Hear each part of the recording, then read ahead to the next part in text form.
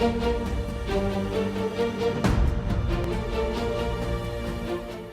our next panel, we have a very interesting topic, Women Who Leads, Redefining Power and Statecraft. Leadership today is being reshaped by women who are redefining influence across boardrooms, public policies, finance and enterprises. The conversation brings together voice who are not only leading institutions but also reshaping how power is understood and exercised. We are also honored to have Minister Geralda Desaubin representing Seychelles, bringing a perspective on leadership, governance, and international engagement in rapidly evolving global landscape. Pleasure having you here with us.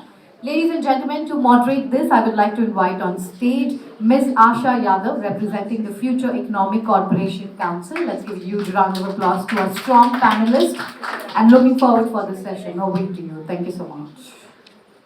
Morning, ladies and gentlemen. Women who lead. Redefining power and statecraft. The phrase goes, it's a man's world, or should I say, it's a big boys' club. Captures a very real perception that has shaped leadership and power structures for centuries. But what's fascinating is how women leaders across finance, consumer industries, legacy enterprise, and governance are actively dismantling the narrative. Most institutions were built by and for men, with leadership pipelines designed around male networks. Stereotypes about authority, risk-taking, decision-making often skewed towards masculine traits. Access to mentorship, sponsorship, or let me say boardrooms, has traditionally only been limited for women. But today, we have leaders like Rashida, who shows that adaptability in these volatile markets is not just survival, but a competitive edge.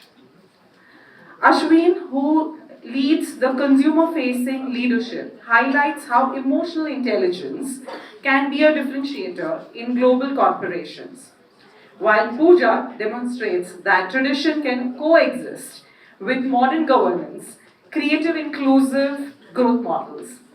We also have the honor to have with us Minister Geralda from Seychelles, who embodies how women in public leadership are reframing power through collaboration and inclusivity. So let's start with Minister. As a public leader, how do you see ethics and inclusivity redefining power in governance today?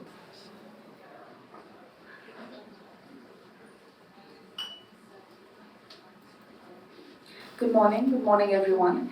Thank you for the question.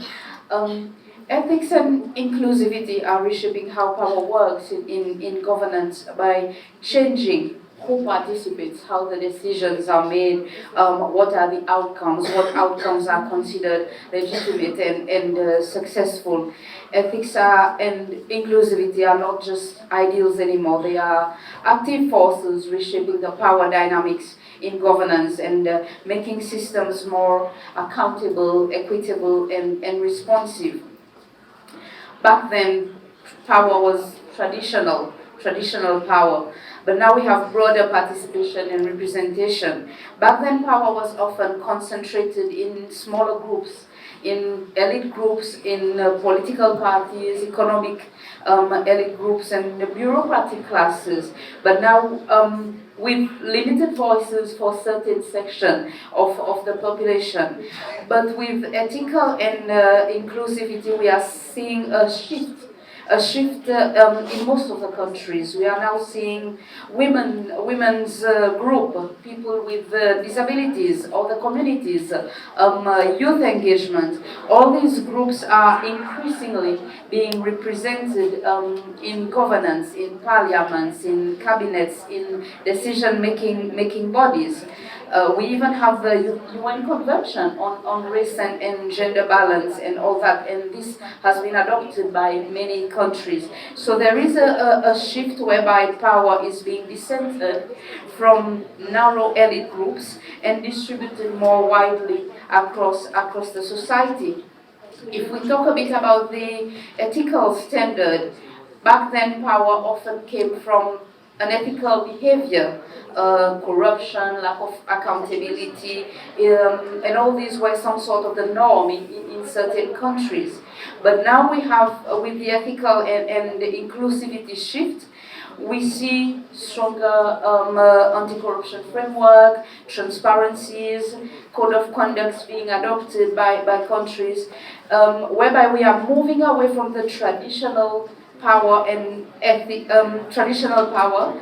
Ethics and inclusivity are being embedded into a new system, and it's becoming the new norm. If we talk about redefining what power means, power was often viewed as control over resources, over policies, over institutions, and control over people as well in certain instances. But now with the shift, governance are being emphasized are being put on negotiation and empowerment of communities. We see multi-stakeholder governments whereby government work together with the civil society and the private sector. So it's not only the government making decisions and policies, but it's collaborative.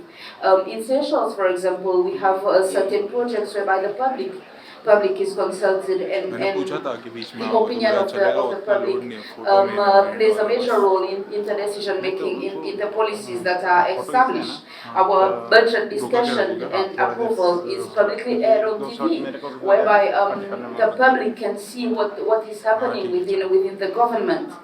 So we have also an access to information department established, whereby the public can access certain information about the government. So in summary, there's a major shift when it comes to power, with ethics and inclusivity being the norm in certain countries nowadays.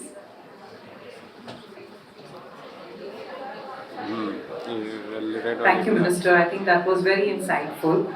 Ashween, balancing global frameworks with India's cultural nuances is complex. How has this shaped your leadership journey at Starbucks? Thank you, and thank you for the lovely answer on shift of power and transparency that you're seeing and you're driving. And it's fantastic to see a great panel of women here. So thank you for the opportunity. Interesting question, and especially relevant for most global brands in India. So let me put some context to it. So on one hand, you have this strong legacy brand that has such a great foundation, and that foundation and ethos on which it runs is, consumer connection being the first and foremost, partner experience, we call all ourselves as employees as partners, ethical sourcing, there's just no compromise on that at all, and operational excellence. These are non-negotiables for a global brand like this, and it also is, in a sense, the soul of the brand. Now, on the other hand, you look at a market like India, it is impossible, and I've worked with many consumer-facing global brands. My last two also in the FMCG were in that space. It is almost impossible to just lift and shift a global playbook to a market like India. And why I'll say that is for multiple reasons. You'll see the India market being extremely culturally driven, value conscious, relationship oriented. So when you look at consumer behaviors, you look at price sensitivity. You also look at food preferences. Also, if you look at festive cycles, all these have such a role to play, right? And hence, when you look at those two as leadership, you've got to balance both of these. And for me, I think top through 2 or 3 things that come to mind when I talk about leadership and driving the global into India. I think the first and foremost thing is contextualization. So as leadership, my role is translating and not replicating what's available in the global framework, right? So the question we ask as leadership literally is, how can we maintain the authenticity of the Starbucks brand but be meaningful in the India context? And so all decisions get driven in that with that foundation. So whether it's innovation, menu, pricing, any sort of store formats, they're all driven by that one purpose. The second thing that I will talk about is leading with empathy. You know, leading a market like India, you're forced to, in a way, lead with emotional empathy, right? So that's non-negotiable again when it comes to leadership framework. So what I've typically incorporated is I listen more, listen with intent before I speak. So that's very clear. Simpler communication, so that one message is relevant to the north and the south, east and the west, right? So I think those frameworks, and also build trust before you drive transformation. I think that's the biggest key takeaway. The last thing I'll speak about is agility, leadership with agility. When you talk about global frameworks, I think they are wonderful because they drive rigor in governance for you with that global framework. But there's a lovely India opportunity that sits right there, and if not targeted with speed of execution, you're also going to miss that opportunity. So how you balance both is through agile teams, ensuring that you are living by the guardrails of the global framework, but at the same time, your speed of execution and your agility is fast enough to tap and not miss the India opportunity. So those are the key frameworks that I live by. That's how I've been balancing both these in today's leadership context. Yeah. Great. Rashida, as a woman leading in financial services, how do you see character and resilience shaping leadership in sectors which are traditionally dominated by men? So thank you, Asha, for that question, and thank you for inviting me to this panel.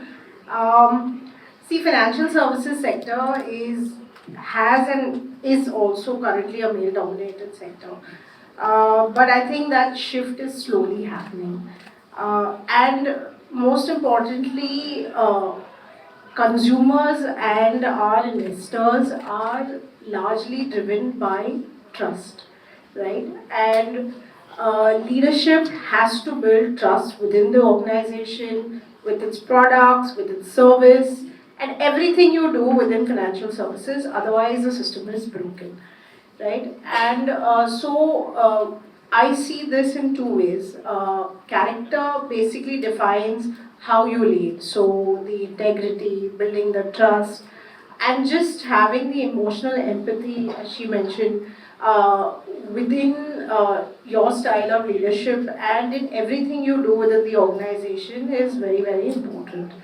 And frankly, women are able to do that pretty well. They just need that one level of push or confidence to, display that character. Resilience, I think, I would say, is how far you're able to survive or build or grow within the system, right? And that comes with adaptability, emotional intelligence, just not giving up, and maybe just showing up every day, right? And that helps build trust within your team and customers, of course, but also being heard, right? When someone is consistent, when someone shows up every day, you are sure that she knows something, she's able to deliver. Let's listen, right? So it starts with that, and then of course, apart from listening, if you're able to take more powerful, more impactful decisions, more quicker decisions, that adds to your advantage.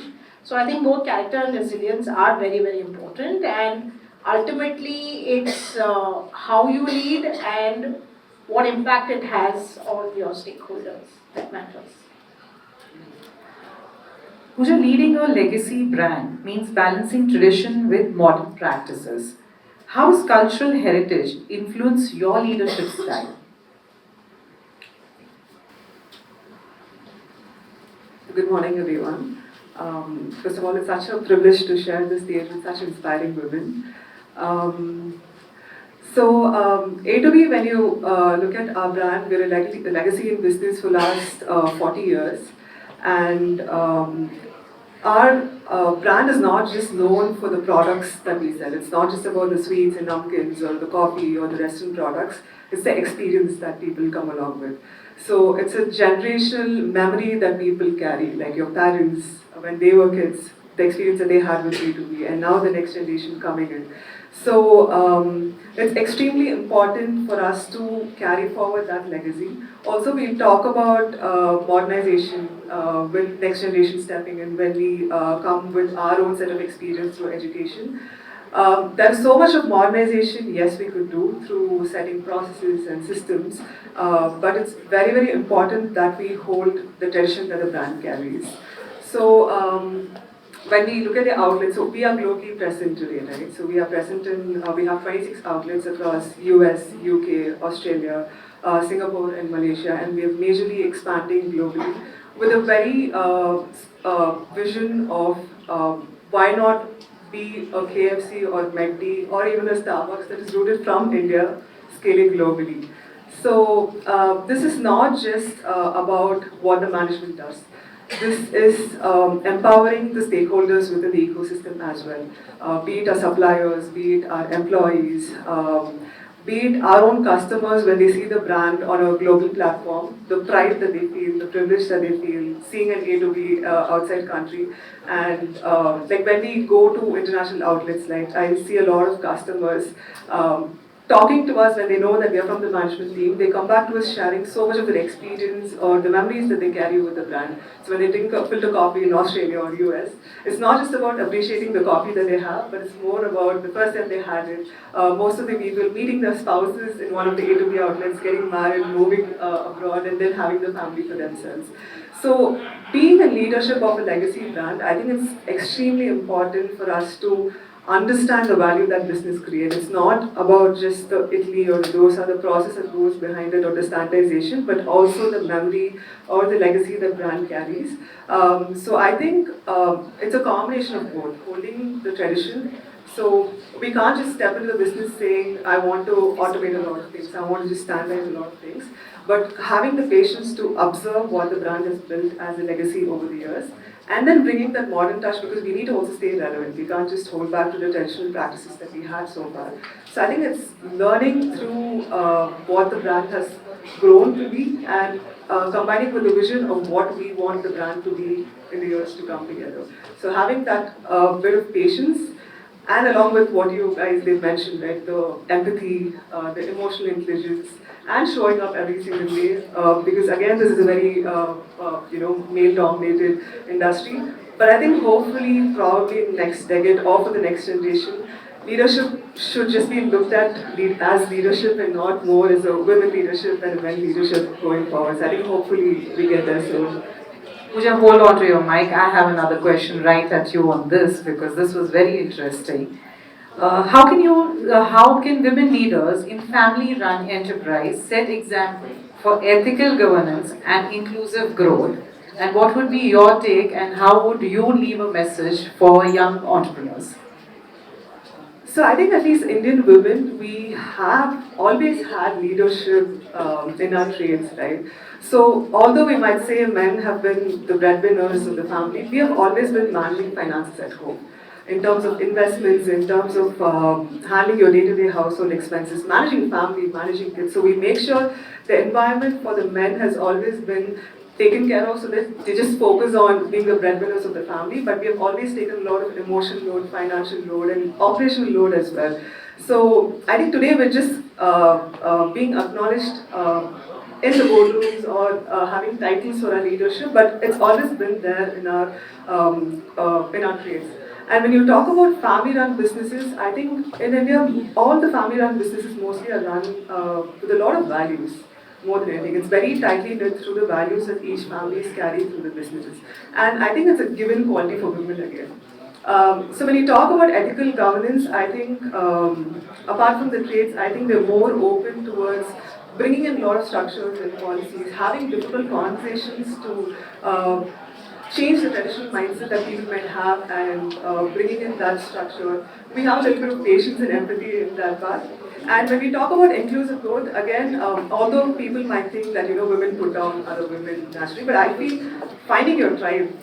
We are people who love uplifting other women. We look up to other women to do better, or what we could support in terms of helping other women raise. So we also carry that into our business structures, right? So like I mentioned earlier, this is not just a business about products. So we make sure our employees feel empowered. We make sure our suppliers feel empowered. So it's not just a transaction relationship that we share, but we uplift each other in the process.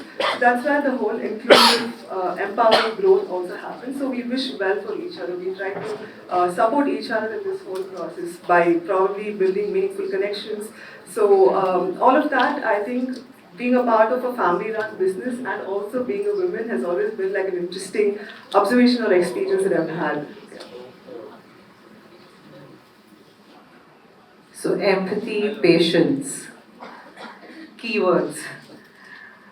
At the cost of sounding cliche, I'm still going to ask that question. Breaking the glass ceilings. So in finance, I think that is one space women have shied away initially, but we have two very strong leaders. I'll leave this to any one of you who'd like to, leave a message on that, right? In your journey, did you face any glass ceilings? And how would you leave a message for young corporate to see and navigate that?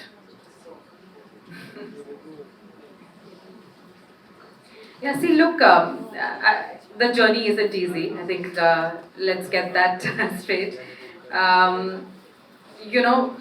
In finance, I think across the last 7-8 years of leadership, I haven't had a direct reportee that's been a female, and that's actually the sore point in this entire piece. While I've been at a place and I've tried so hard to ensure that other women do get better opportunities and we're uplifting each other. Unfortunately, that's the landscape.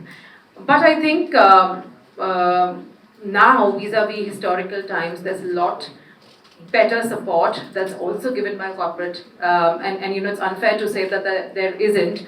I've been with organizations who've uplifted me. I've not seen any kind of bias play in, and I'm so grateful for that experience, because I know people much before my times, or women much before my times, have faced all of that, and I've been looked at for what I bring to the table. But I think what's important is when you bring what you bring to the table, there's so many more sacrifices that you're doing as a woman to do that. Even today in boardroom, I'm the only woman sitting on that table. And I feel, and I hope and wish and pray there are many, many more, but there's still some room to go. And I feel that if I were to leave a message for other women who want to make a similar career journey, and I think I leave two things behind. One is dream big. I don't see enough women dreaming big and being aspirational. And I think that's one of the key anchoring moments in my career where I have gone and asked for difficult roles. It may not have necessarily landed in my lap at all times, but I have asked. And I feel a lot of women shy from asking. If you don't ask, it's not going to be there. But if you do ask, what's the worst that can happen? It's going to be a no.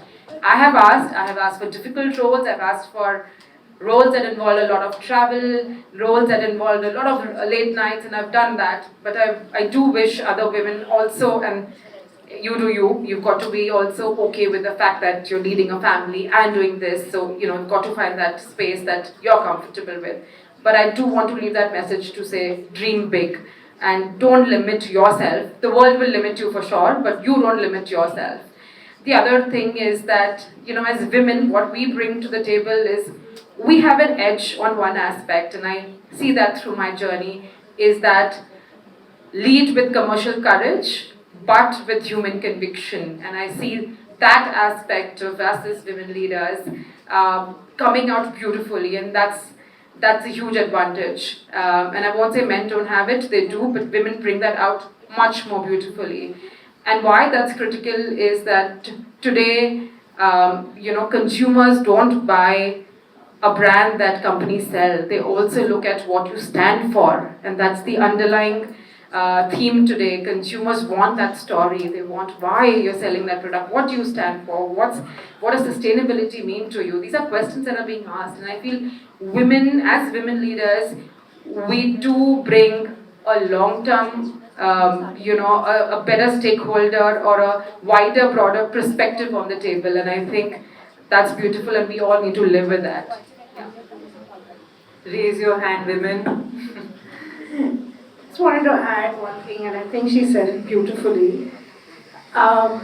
Don't be afraid to ask, but don't be afraid to grab the opportunity when it's available, right? And you may be the youngest in the room, you may be, inexperienced, you may not have any idea about Fire in your belly. Yeah. So grab the opportunity and it will all work out. I mean, when I started my journey 5 years ago as COO, I had no experience of mutual funds. I was probably the only female in that room, and I was the youngest. So it's okay, it will work out, and trust me, it'll be all worth it. Sounds good. From heritage to governance, let's turn to Minister, who brings the lens of public leadership and diplomacy. How can women leaders in government create frameworks that foster collaboration between statecraft and business ecosystems?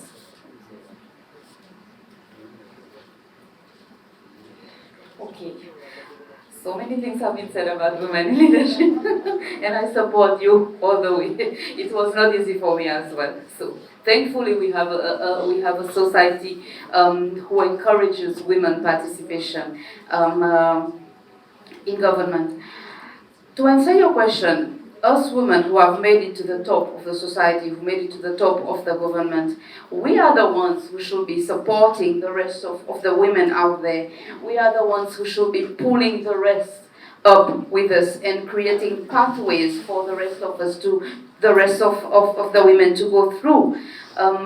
Women leaders in power can move collaboration within the government structures, government entities, collaboration that will generate women altogether, women in general, and the others that haven't made it up in society in general. We are the ones that should be designing regulatory frameworks, policies that establishes opportunities for inclusivity of women into societies and government. We are the ones who reach the top, so it should come from us.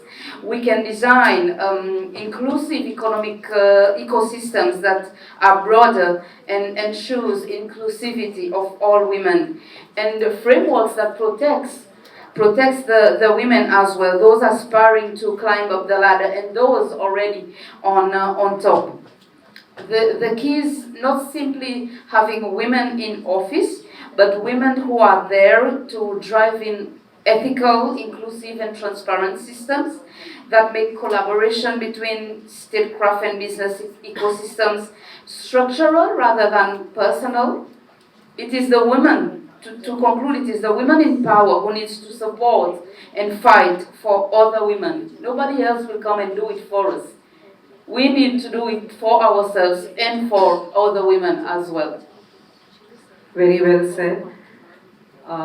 Please hold on to your mic. I have one last question for you, Minister.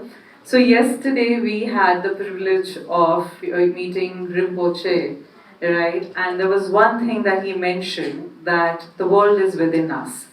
So, Minister, if I had to ask you a question, for all the women out there, what was the internal journey which really gave you the grit and gumption to reach where you are today? So, for all the aspiring women to reach the top of an ecosystem, right, what is that one trait you would like to leave the audience with? Aspire to be what you want to be. Nobody else will be what you want to be. Like she said, grab the opportunities. Don't be afraid to ask. Don't be afraid to grab the opportunities. If it's not coming towards you, you go out there and you look for it. So many times women face so many challenges in societies, in government, everywhere. In some countries, much more than others. Different challenges are there. But that doesn't stop you as a woman going forward. I, from a young age, I followed politics in my country, and in Seychelles, women are heavily involved in politics. And there are some women who are key, and they inspired me to go along this journey.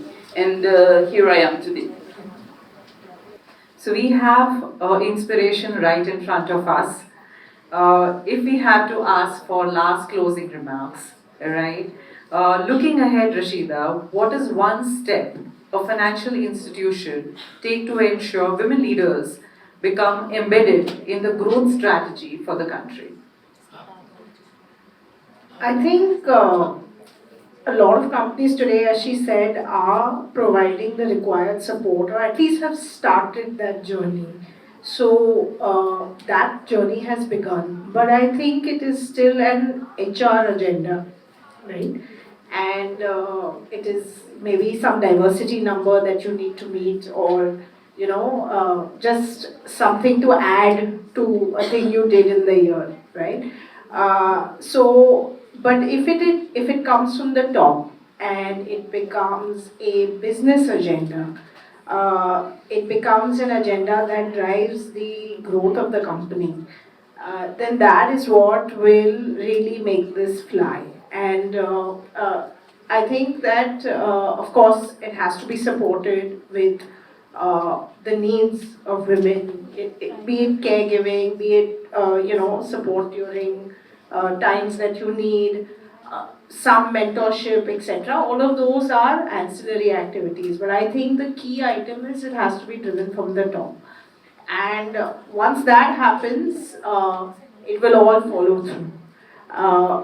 Also, I think that today we need to nurture the Gen Z and millennials, because they don't really think about this, very frankly. Men and women segregation is more of a millennial and the past, right? They don't care, frankly. And we need to start working on things that will help us grow within that cohort of new workforce that is going to enter the industry, and design more policies and frameworks that will help us take on their strengths and help us grow. Pooja, over to you, the young Turk on the panel today. What's your voice and what do you feel about this? So I think, like all of them mentioned, right, opportunities are everywhere. It's limitless, in fact. It's just about you being yourself or what you envision that you want to be. It could be anything. It's not necessary that all of us have to be leaders and all of us have to, be what we say. It could be anything, but it should be the life that you want to build. It should not be something that was expected out of you, right? Because I think as women, somewhere we have also over glorified sacrifice, right? So we sacrifice our health, our values, and more than the other gender expecting out of it, I think we make a huge deal of making sacrifices for our family. But I think the healthy way for the next generation to leave behind is to prioritize yourself, because I think we can do massive things when we start doing that. And I also don't think it's reasonable for us to just expect things to fall into our plate. We need to go out there, we need to grab opportunities, we need to make things happen. But like I said, I think the world is filled with opportunities, at least in today's age and time. It's just about us making that step, making that hard decision, making meaningful sacrifices, and living a fullest life. Like tomorrow, at the end of the day, you should feel like you're doing things, even difficult things, towards the things that you want to build proactively. So I think that's my take on with leadership. Great. So on a platform with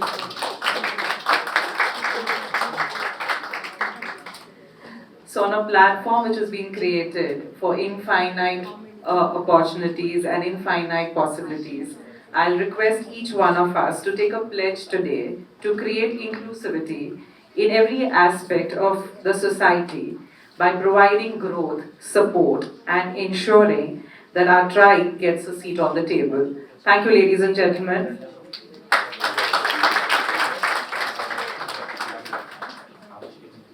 Wow.